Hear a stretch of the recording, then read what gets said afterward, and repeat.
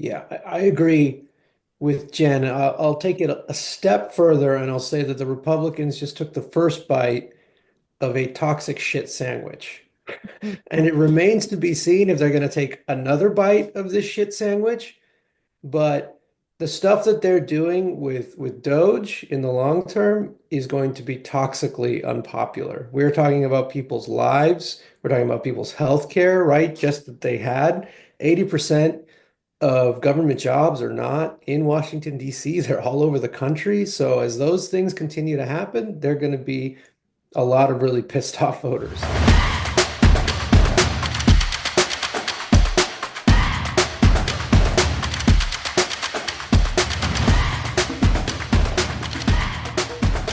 Hello, friends, and thank you for joining us on Charting the Way Forward, where we deliver research-informed strategy and intelligence from across the Democratic coalition. This podcast is produced by Way to Win, where we aim to upend politics as usual. I'm your host, Kerry Eleveld, and today I am joined by Jenifer Fernandez Ancona, co-founder and chief strategy officer at Way to Win. Kristian Ramos, advisor to Way to Win and all-around Latino vote guru. Wow. I'm Maddie Medved. I work on Way to Win's narrative program, particularly in our digital and creator space. All right. Thank you for joining me. And thank you to our listeners. Before we get started today on our strategy session, we're going to have a strategy session with all the new news. But we wanted to mention that we have some new poll results over on our Substack, Charting the Way Forward, testing out some of our preliminary theories on the case, theories of the case as we look toward 2026. I'm having trouble today. Spoiler alert, Trump's underwater and Elon Musk's meddling in the federal government is not popular. But one of the bigger findings was that when people were asked whether they agree or disagree that Trump, MAGA, and a few greedy billionaires are trying to scare and divide Americans so they can hoard wealth, while Trump blames immigrants, government workers, and trans folks. Asked about that question, 57% agreed with that frame, including 27% of Trump voters.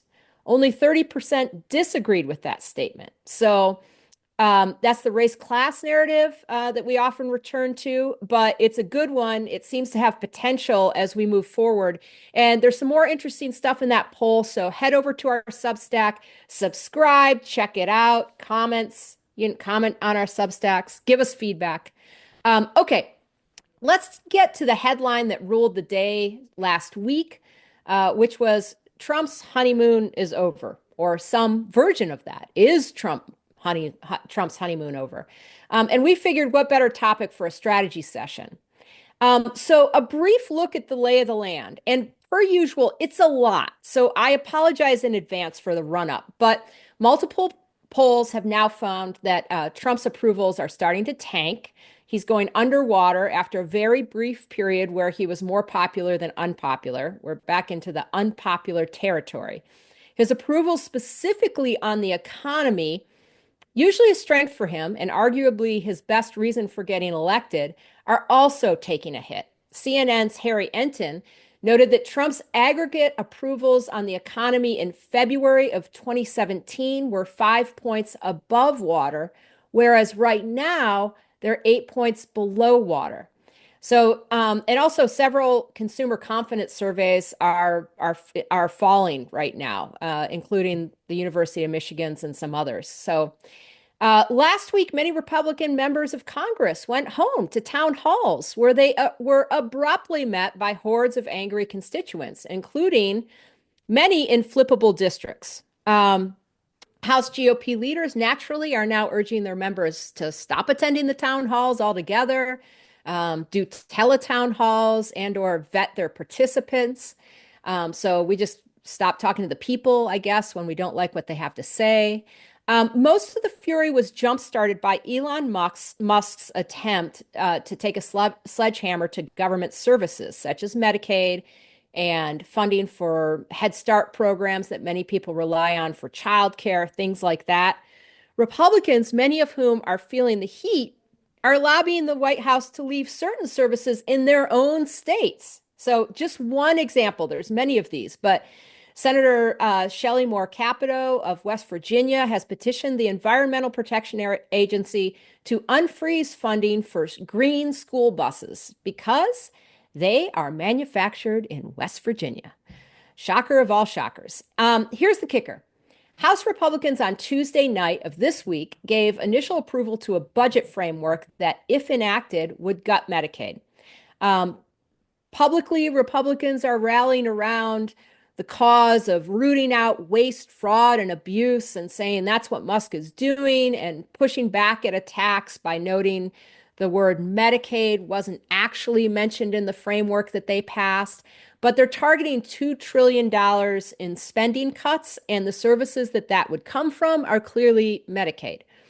It's worth remembering that much of this is reminiscent of the town halls and all that stuff, and the feedback is reminiscent of the initial fury over Obamacare when in 2009 the Obama White House took on trying to reform and give people more health care. Terrible thing. Though the feedback wasn't really organic. It was more like astroturfed, as we call it, seeded by GOP billionaires. But back then, people were super upset over the manufactured idea that they might lose their doctor, or it was at least overhyped. And now we're talking about actual services and money being taken directly away from constituents. So this is like seemingly, I mean, if they were mad then, like I can't even imagine what the comparison is to now when you're talking about losing something like Head Start or losing Medicaid or whatever.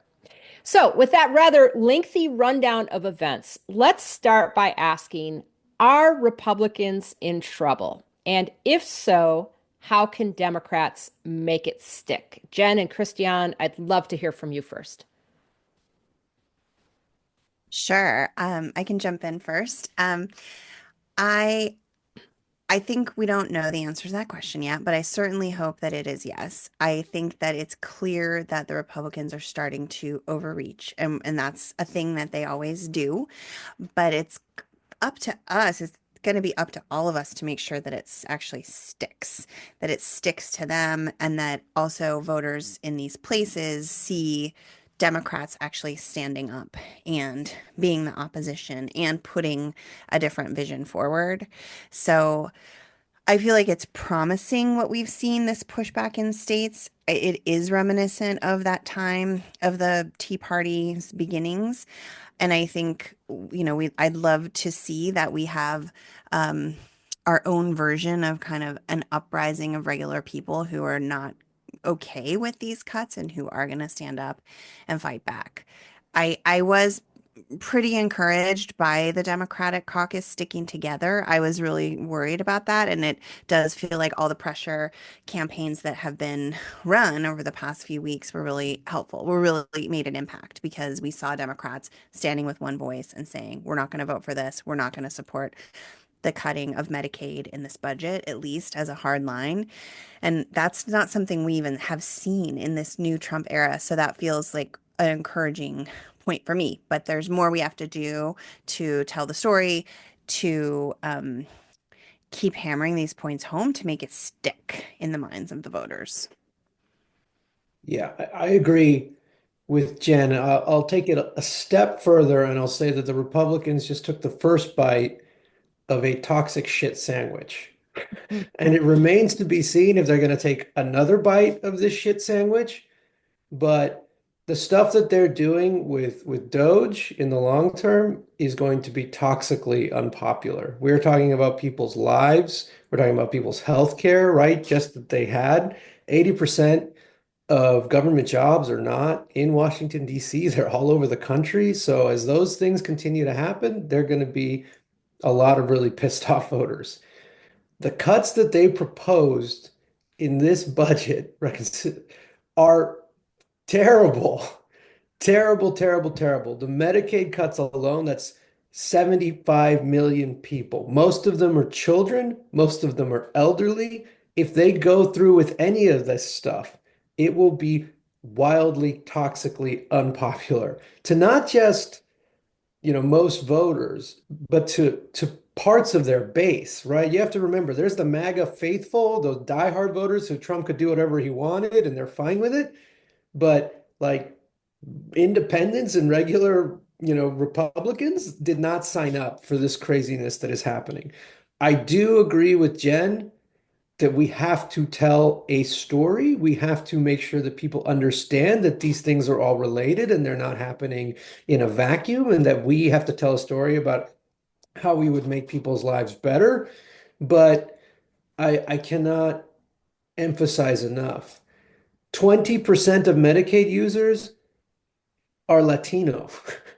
It is how they are taking care of their families. It's how they're taking care of their grandparents. This is a lifeline to a lot of people. The SNAP cuts that they're proposing, it's the same thing. 20 million, right? These are just astronomically big numbers of people that will be adversely affected by this. I think they know it. Steve Bannon, of all people, said, "Hey, don't do this." And Yeah. they're stuck between a rock and a hard place. They said they're going to do it. There's nowhere else for them to cut this money. Right. Yeah. Yeah, it does seem they're run. I mean, I listened to a representative, Tim Burchett, I think, from Colorado, Tennessee, sorry. And he did not, he got flipped after talking to, he flipped his vote after talking to Trump. But boy, I can tell you, he did not want to be on Morning Edition today talking about that vote. He had no interest in it.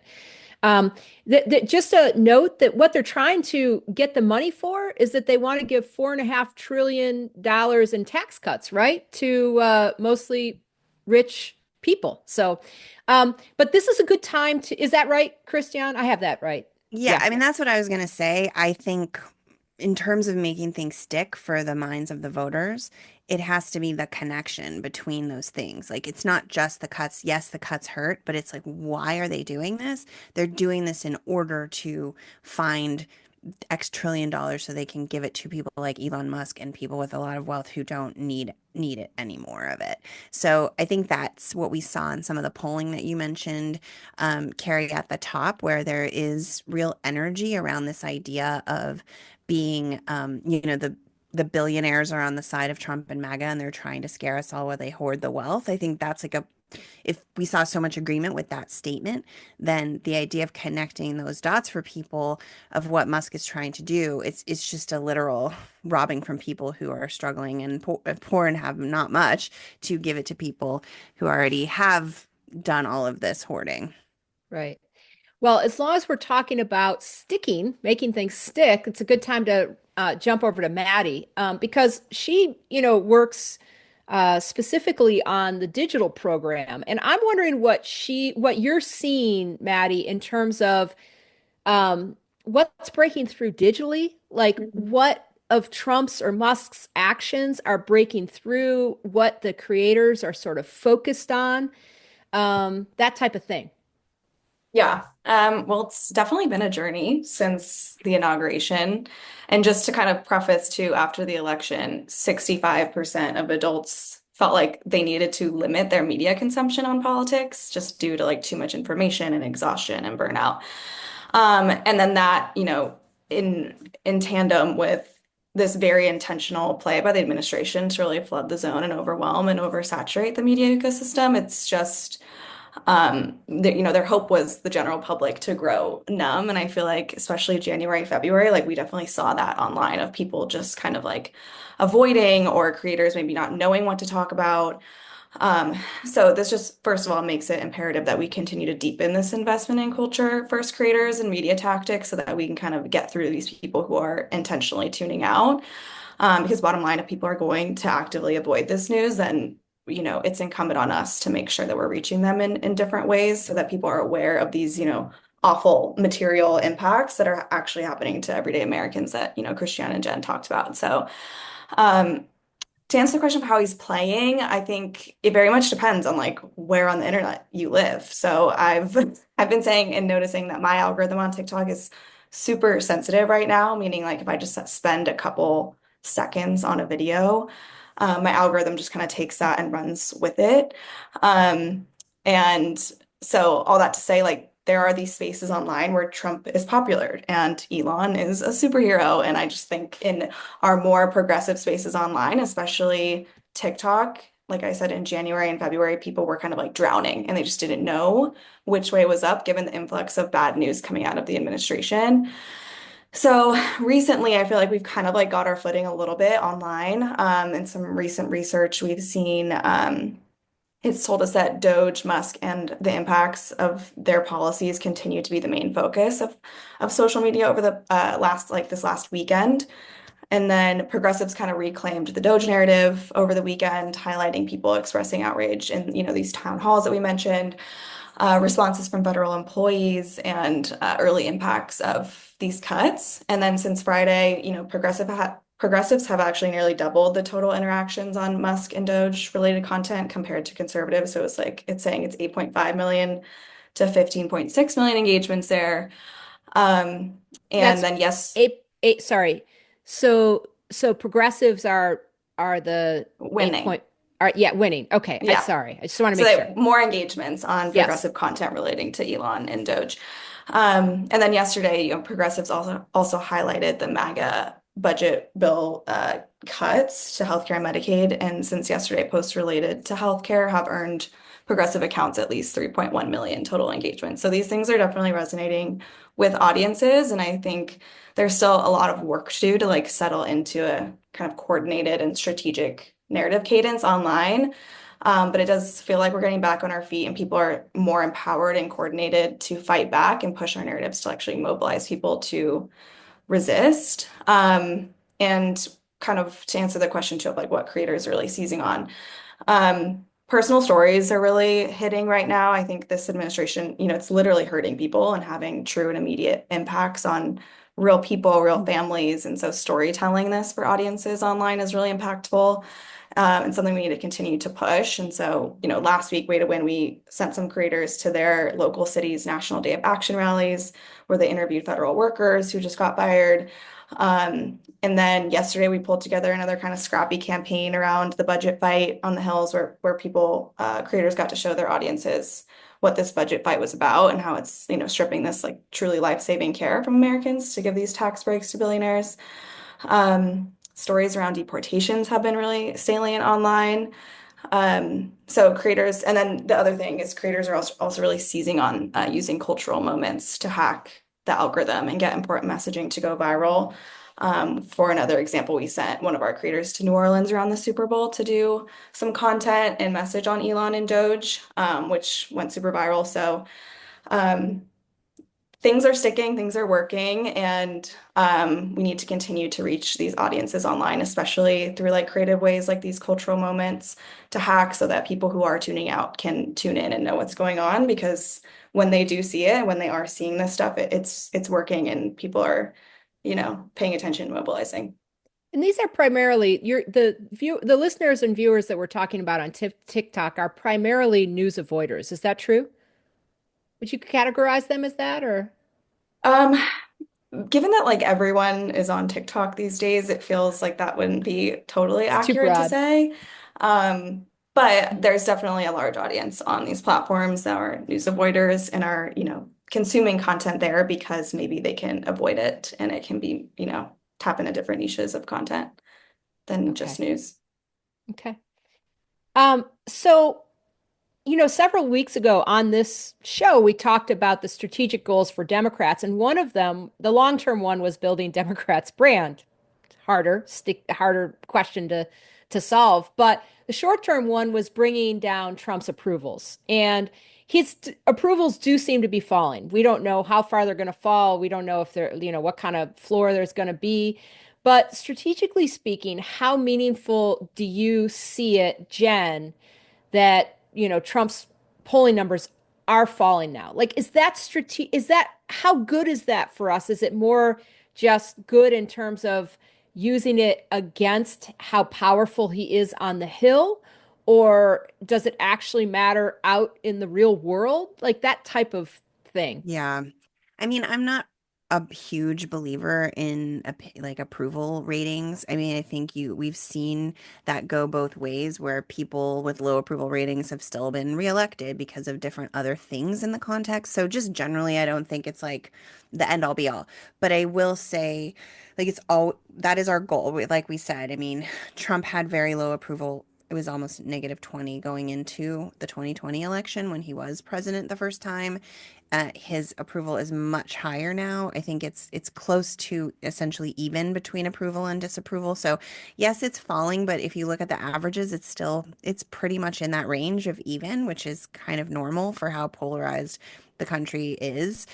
So I think we needed to see it go down much more before we can feel like something we're doing is actually working. Because right now it feels a little bit like the normal flow of politics and that sort of people coming in and having a little bit of an uptick and then reality starts to sink in. So I just don't think we really know yet, but I do think it's obviously headed in the right direction. We need his approval to be the lowest it's ever been, I think, in the next year. And maybe that will happen naturally, but I mean, this is where I disagree with the Carville analysis that was going around this week too, around, Democrats should just play dead. I think like it's a salacious headline. Um, his actual argument, there's places where I don't disagree. We can't use the same old playbook against Trump, but there's a way that it misunderstands the media environment that we live in, and that we cannot just expect normal things to happen like we used to. There's a way that the whole right-wing ecosystem, they drive things, they make things that aren't true seem true.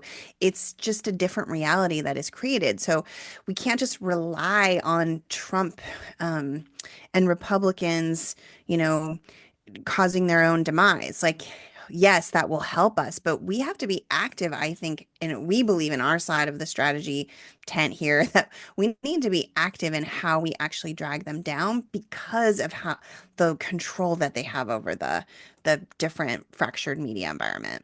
The media ecosystem. True.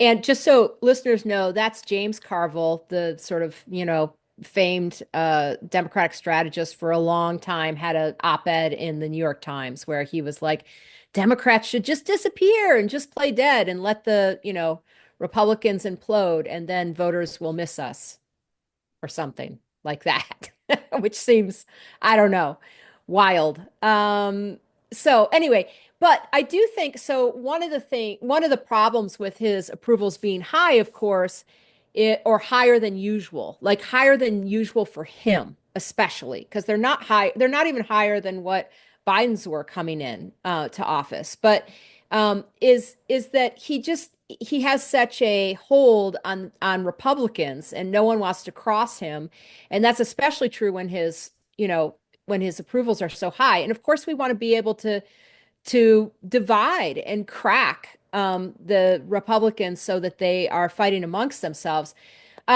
Kristian, last week we had on Indivisible co-executive director Leah Greenberg, and she said one of the best things strategically for Democrats on the Hill would be to have Republicans engaging in a long, tortured debate over which services are on the chopping block. And what they were hoping for was to elongate that time frame during which Republicans debated that. Do we do food stamps? Do we cut that? Do we cut Medicaid? Do we have to cut it all? She just wanted that to be percolating for a long period of time. Last night, Republicans managed to eke out a passage on this framework by like a 1 vote margin. But do you see potential rifts coming between Republican factions as we go forward? And can we Yes. exploit them? Yeah. Yes. And in 2024, we talked a lot about the poison chalice, right? This year, we're talking about the shit sandwich. And the shit sandwich is shitty on 3 levels for Republicans. One, there's the cuts themselves and why they're doing them. They literally want to take money from poor people and give it to billionaires, right? By cutting all these programs that they want to use. Two, it's the Republican Party. There was one Republican who voted against the legislation last night. And the reason they voted against it is because it didn't cut enough programs. for poor people. So there's groups of Republicans who say we need to cut these programs to the bone. And then there's another group of these Republicans who say, let's just cut them a little bit. Either way, you are taking away health care, you are taking away vital programs that help people in their constituencies and their districts. Their frontline members know this. Their frontline members do not want to take these votes. People like David Valdeo, people like Juan Sescomani in Arizona, who are in these purple states, do not want to take health insurance away from their constituents. The lowest point that Trump was in his last presidency was when he tried to take health care away from people. That is a huge shit sandwich for these frontline members to eat. And then again, they're going to have to figure out how to pass this. This is going to take a year, possibly Ooh, into next really? You year. think it takes a whole year? That's I think this is impressive. the only piece of legislation they do because the Senate Republicans have one path, right? Two beautiful skinny bills. And then in the House, they have one really big bill. At some point, they have to put these things together. The Senate Republicans fucking hate the House Republicans. The House Republicans hate the Senate Republicans. They can't agree on anything. They are about to have a civil war that we have not seen in a long, long time. So enjoy the shit sandwich. You guys Get are, your popcorn. Yeah. yeah. Kristian, can I ask you about that? Because I'm curious why you think it seemed like it went so smoothly for them last night. Is that just because it wasn't real and it was just a overarching resolution? It did not go smoothly for them last night. Donald Trump had to call freaking ranking members to get them to sign on to this bill. A sitting president does not, this is a basic budget resolution. This isn't even legislation. It's legislation that says now go to the committees and write legislation.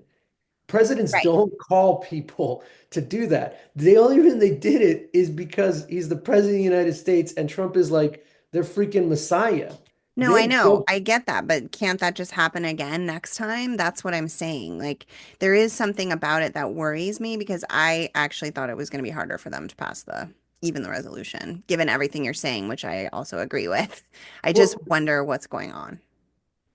this is where they're going to actually have to like horse trade, right? That's what they go to the committees and they have to mark this stuff up. And like, so they're going to have to say, okay, we're going to cut this to the bone or we're going to cut it a little. That's where the disagreements are going to come in, right? Your Mhm. hardline members in the Freedom Caucus are going to say, we want you to decimate these programs. And then the Mhm. frontline members are going to say, well, hold on a second. I need this money to get reelected. And then the Senate's going to say, let's do it a completely different way. It's going to Mhm. take them a long time to negotiate that. And that's where I agree with Leah. We should be out there pointing out, okay, you want to cut all this money. There's another thing that's crazy. They can cut anything they want. They can cut money from defense spending. They can cut money from anywhere they feel like. They're not. They're Yeah. only going after these Well, programs that people use. though they're not technically, but like this is where Earth 2 comes in, right? And this like fabrication of Doge and whether or not, like we've already found trillions or billions or whatever it is in waste, fraud, and abuse. And all of it, I mean, there's been a lot of reporting on it, and it's none of it is real, right? None of it's real, none of the quote unquote savings that Doge has No, found have I really been know. real. But you have to wonder, what the Earth 2 version of this is that we're finding all of these savings and then we're going to use that to do the tax cuts. I don't know, do you get any sense, Maddie, for how that's playing? That's like that's their play. I know you work with with progressives in the digital space, but Yeah, I mean, there's definitely narratives online of people thinking that like, oh, there's all this wasteful spending and fraud happening, and that Doge is again like that's why I said earlier, it depends on where on the internet you live. Some people think that what Elon's doing is like what we've been waiting for decades on decades to like come in and clean this shit up. But what he's doing is he's like firing essential federal workers across the board from essential federal programs. And yeah, it's funny actually. There's this meme too that's been circulating that I heard about. I did not see in the wild, but it was a it was a meme that was like this billionaire is working for you for free. You should be Oh, grateful. Like a picture of Elon. And that's a narrative that's, they're pushing online in these spaces that is working, I guess, for them. you hear that in focus groups. You like if when Yeah, I listened to this last focus group from Sarah Longwell and the Bulwark, you heard they did the whole piece on Musk, right? And there was an inherent distrust of the fact that he was a billionaire. yeah, And that, like there's just an inherent distrust of billionaires. And what are they really doing it for? But there were some of these people spewing this exact talking point that you're yeah. talking about, which is, oh, he's doing it for free. What a great guy. Well, I think Right. there's this brand of billionaires that people have a different brand for billionaires. There's different audiences who like think that billionaires are great and successful and they strive to be like them. And they see the government as this like evil, system. And then there's like the flip side, and kind of what we're saying is like, no, like there's government programs that are working and helping people's lives, and these billionaires are trying to take it away for greedy reasons. So those are like the two audiences I'm seeing, and how they're interpreting like what Doge and Elon are doing. Christian has an Earth 2 thing that he wants to get back to. What do you got, Christian? No, no, no. This is where Earth 2 is like back on the real planet. They're saying they're going to do $4.5 trillion tax cuts that have to be budget neutral. They can't add to the budget. They're going to pay for this. Great. How are you going to pay for it? Now they actually have to go back to the committees and say, here's what I'm going to cut. Cool. You say you're not going to cut Medicaid. You're not going to cut this stuff. Where are you going to make those cuts? Fine. That's cool. You tell us how it's going to happen. Because they've been saying for the last 10 years, Medicaid, all this stuff, there's all this, fraud and blah, blah, blah. Fine. Show it in an actual piece of legislation that's budget neutral, that's going to add up to $4 trillion. It's impossible. It's Yeah. crazy. They're going to cut everything that people use. It's not Okay. real. It's just a message. That's why It's a I don't message, think we yeah. should even ever repeat those words because it's all just their own vehicle to have a message that continues to reinforce the idea that people hate government, which we've been dealing with for the past 40 years, thanks to their entire um, media and policy ecosystem. Yeah, well, there's this idea that supposedly that government is, equates to a business, but it's actually provides services, right? It's an institution that provides services, which is I heard a conversation about that, and I was like, yeah, this is just not the same, so you can't Yeah. treat it the same. The And trick, when those services are gone, people are going to know it. That's the problem. That's the rub. yeah. As we're talking about Musk, Jenifer, like I do wonder what do you think is the stickiest frame right now to go after him? Is it that something along the lines that like Trump has given Musk the keys and he's only in it for himself? Yeah. Or is it more hammering home that Trump is trying to give Musk unfettered access to all Americans' data, which frankly are kind of related, but like it's still different, you can because some people would be like, well, I don't want anybody to have my data.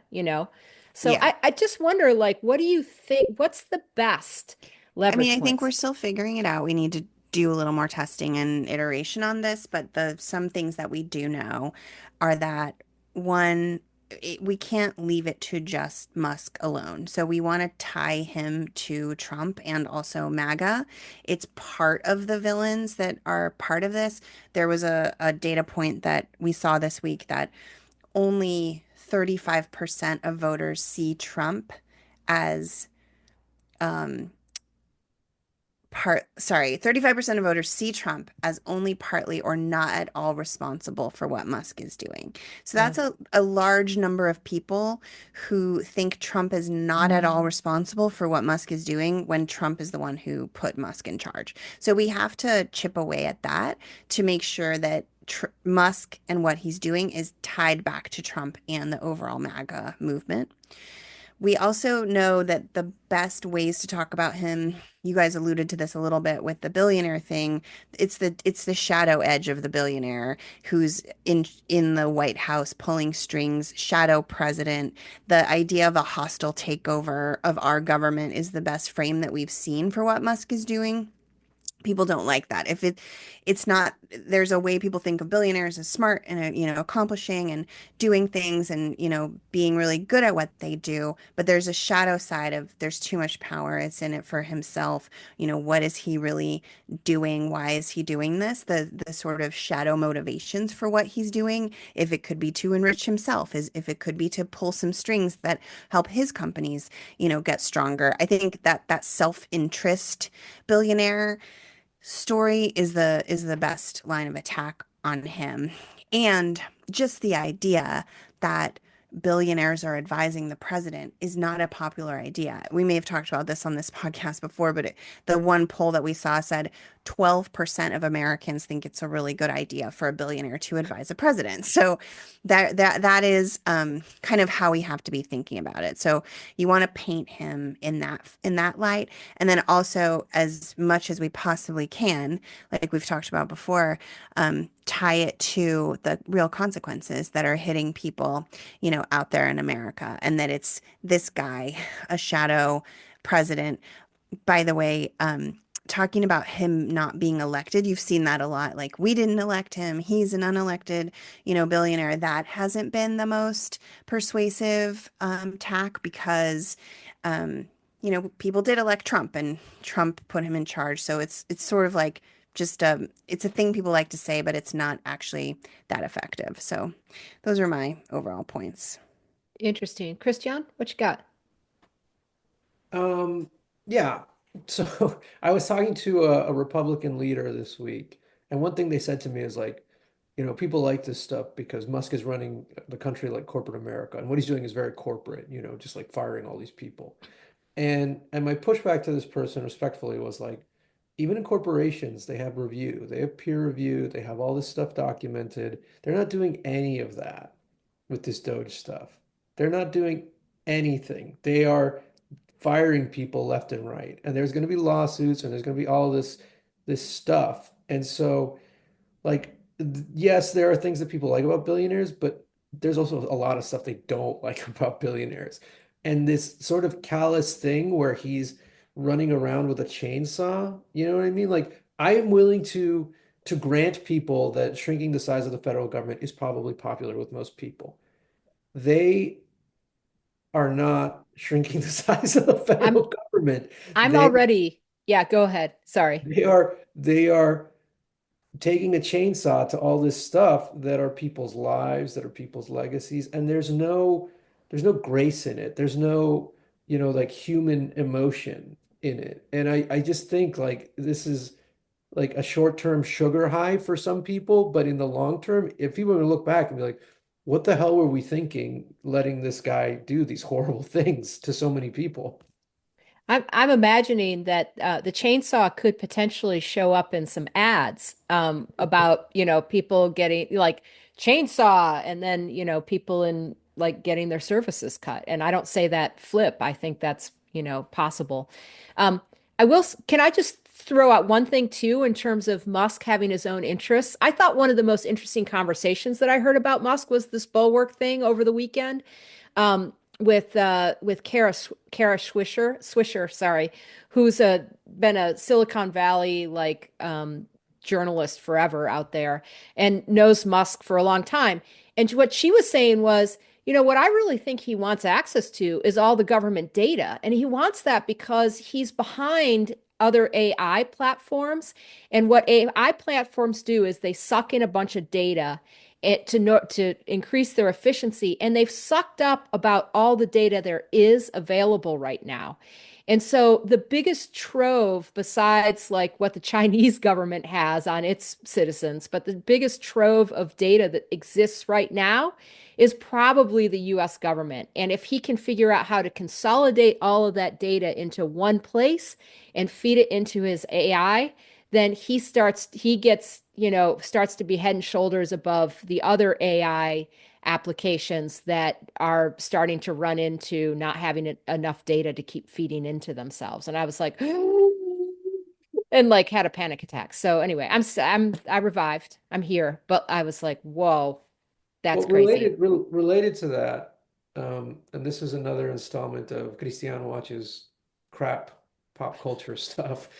I just finished watching The Night Agent, which was the most popular show on Netflix, the first season, and now the second season just came out. And the plot is literally about a billionaire guy who's trying to, uh, through covert whatever, get access to the government's information, just like you said. And it was this moment where I was like, whoa, reality is stranger than fiction, because what just happened with America, which is like a literal billionaire bought an election, and then the president said, go ahead and raid the cupboard. Here's everyone's personal information, was actually much simpler and less convoluted than what happened in this spy thriller. And I think, again, this is one of those things that people are going to look back on it a year from now, 2 years from now, and be like, what in the world just happened? This is terrible. Let's start to close this out. But Maddie, I do want to ask you, do you think there's any particular Democrat or Democrats who are breaking through in terms of the algorithms? Um, Yeah. yeah, tell me. Yeah, I mean, Jasmine Crockett is absolutely crushing it right now. She's everywhere, like, and I think it's because she's real and she's raw, and it's just kind of this like no bullshit that people love and eat it up, and especially social media audiences eat it up. And some of that research I mentioned earlier in this episode around social media monitoring says content featuring strong language and highlighting, public opposition from Democrats is being rewarded online, like right now as we speak. And so we need more Dems telling Elon to fuck off and treating this as, the gloves off moment that it is. And we have such a dearth of, material to use against this administration and now the GOP, like we mentioned earlier.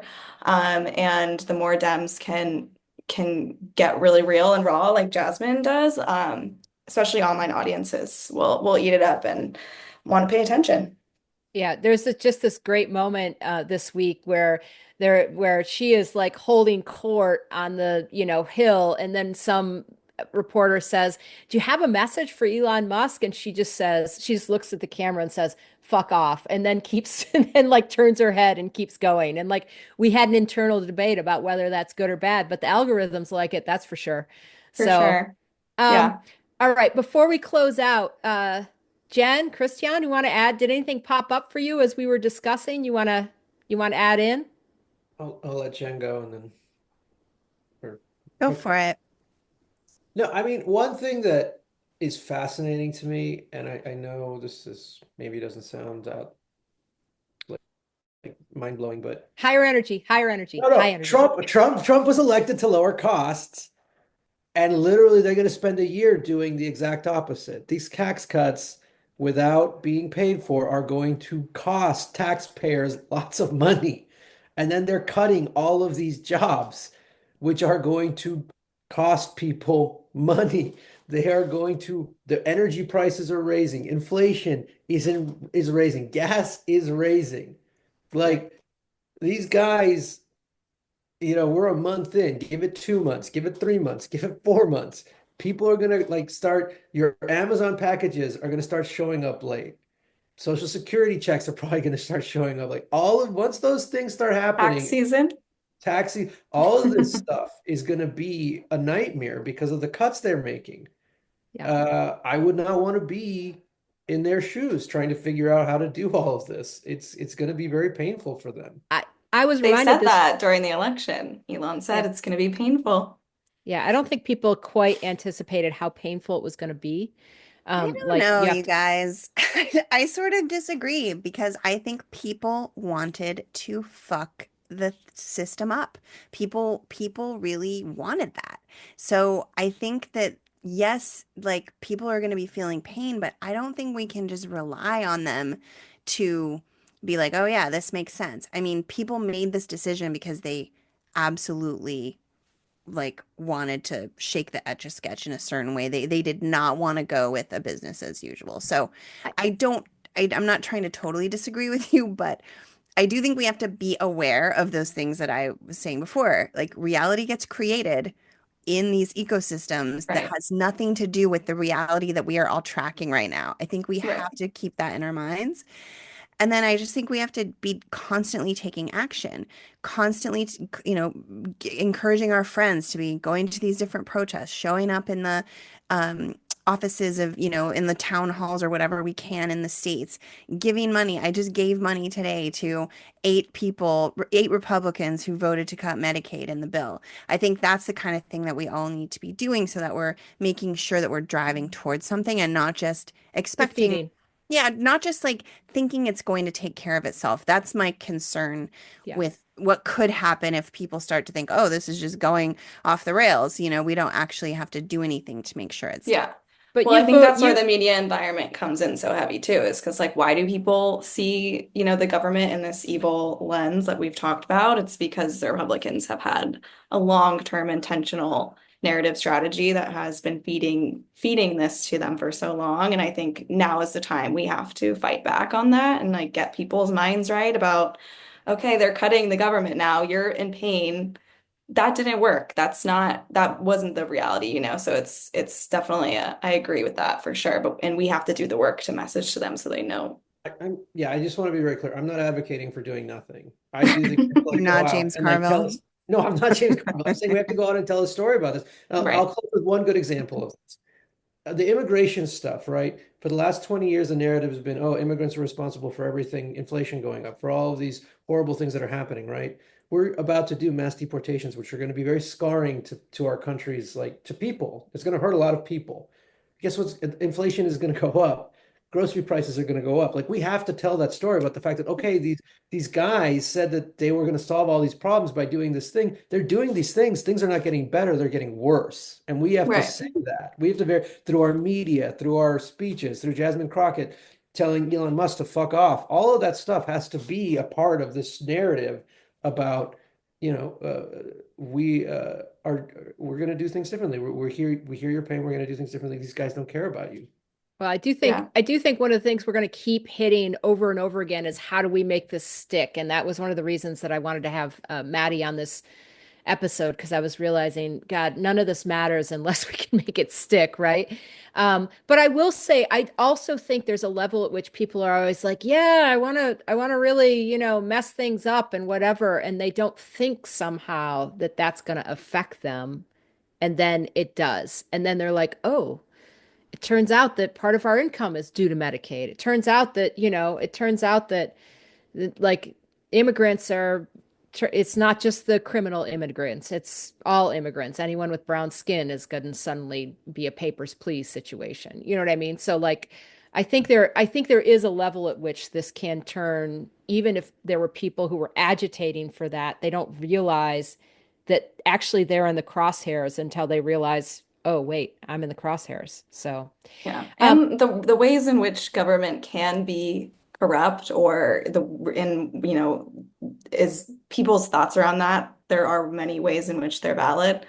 Those things, when the ways that they can be corrupt stem from billionaires and big corporations who are meddling into government. So it's just interesting how all of that can be spun and has been spun for so long. sure. Okay, well, thank you. Thank you, Jen and Kristian and Maddie, for your insights today. Thank you to our listeners for joining us. We appreciate your dedication and staying engaged, and we'll keep encouraging you all to find ways to stay connected locally. I just joined a pod for disaster, emergency, whatever preparedness in my neighborhood. I recommend if you have something like that around you. It doesn't matter how, the point is, it doesn't matter how you engage locally, just that you do. Super important during these times. If you appreciate what we were doing, first of all, go over to Substack, read our latest polling, and we'll keep doing some of those. It's a slightly cheaper way for us to do some polling, but actually test out some narratives before we go out with our bigger polls that are more expensive. And go over to our Substack, Charting the Way Forward. Check us out, follow us, rate, review us. That too is do that for this podcast right here. Do it for us. Okay, and you can find us on Blue Sky. Join us there. But for now, we will see you next Thursday. And until then, do good, be well, hug your loved ones, and tell your dog I say hi.